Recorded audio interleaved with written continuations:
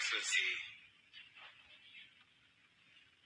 Mr. Faki, Excellencies, ladies and gentlemen. The conflict in Sudan, now in the 22nd month, has devastated a nation that just 4 years ago was on a promising path towards stability and self-sufficiency. Tragically, Sudan's progress towards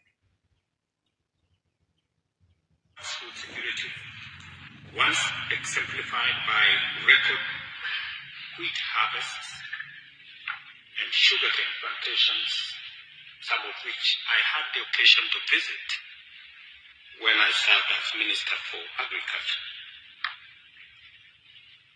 All that has been reversed, leaving over half the population of Sudan food insecure and millions at the point of hunger. This crisis is worsened by the massive displacement of civilians, with an estimated 11 million people forced to flee their homes. The collapse of healthcare systems, the spread of preventable diseases, and the deterioration of medical infrastructure have further deepened humanitarian emergency.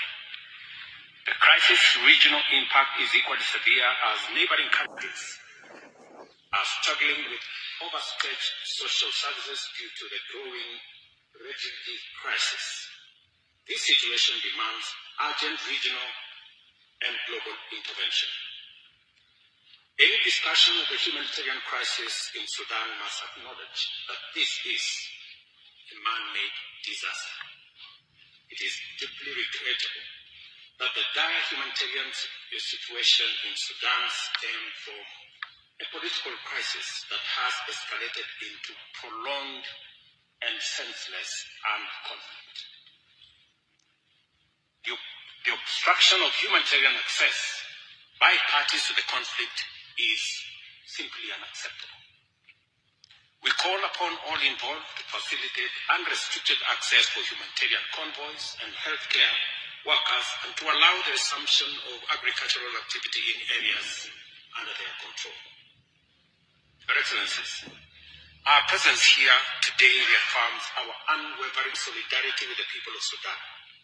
It is incumbent upon all of us, member states and people of goodwill, alike to support ongoing efforts towards a peaceful resolution while addressing the urgent humanitarian needs of those affected by this conflict, especially women and children.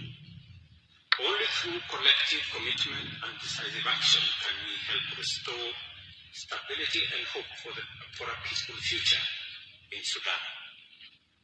Kenya continues to urge the warring parties to recognize that a military solution, if any, will not and has never brought sustainable peace. We encourage all Sudanese stakeholders to commit to a political resolution through genuine and inclusive dialogue. We continue in Kenya to provide a platform for different actors, political groups, civil society groups, to forge agreement, consensus on the way forward. And as a steadfast advocate for peace, Kenya, alongside IGAD, remains fully prepared to support and facilitate efforts towards a negotiated settlement. It is also imperative that we work together to alleviate the suffering of our Sudanese brothers and sisters. At the Humanitarian Pledging Conference for Sudan held in Paris in April 2024, Kenya pledged $1 million to support humanitarian efforts in Sudan.